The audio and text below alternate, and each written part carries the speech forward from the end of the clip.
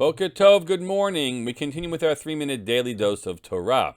Today looking at the beginning of Shishi, which would be chapter 46, verse 28, Mem Vav Chavchet. This describes the advance party that Yaakov sends before him as a family makes its way down to Egypt. Here's what the Torah says.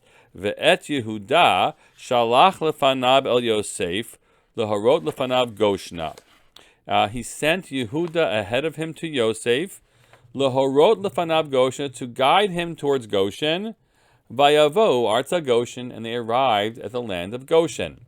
Yosef has told them, head down to Goshen, and so Yehuda is the advance party to help ensure they, sort of set the path so they know where they're going to need to be and set things up. Says Rashi, lefanot lamakom ulahorot heyach yityashev ba, to help set up a place there so they can have everything set up.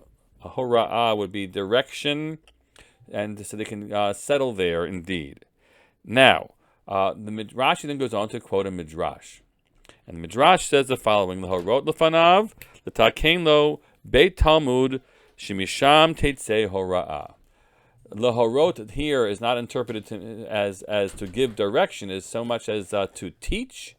And he sent Yehuda ahead to set up a place of Talmud study, or a place of study. It doesn't have to be that anachronistic for us. To set up a little yeshiva, a cheder, for the family when they get there, which is such an important teaching. And when it in effect says that when a Jew is making a determination about how they're gonna create a community, there are essentials that must be in place or that become the priority decisions. The first thing that you need is not a pizza shop. What you need is a Beit Talmud. You need a place where you know the children can be educated. Hopefully also a mikveh. We have, thank God, mikveh in our neighborhood is actually a new mikveh. That's a Shabbos mikveh that's going up on the Young Israel property. Also a very important thing.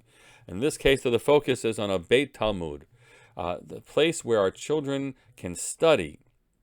Yaakov said that is essential. If we can't get that set up and ready to roll, by the time we get down there, then we're in trouble. We haven't put our values first, the things that are most important to us first.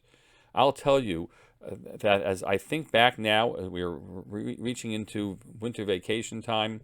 For some of our schools are already on remote learning for this week. We should not be taking for granted the efforts that have been made by our local yeshivot, our day schools, every single one of them, to help ensure that our children have had, for the most part, in-person study throughout these very complicated and arduous months.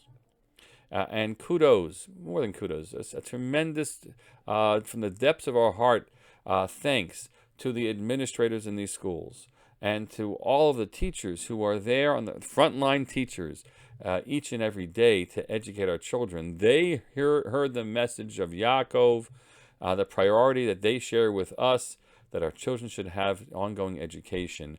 So many thanks go out to you as this semester, or whatever we call it, winds down. The values of Yaakov, l'horot lefanav Goshna.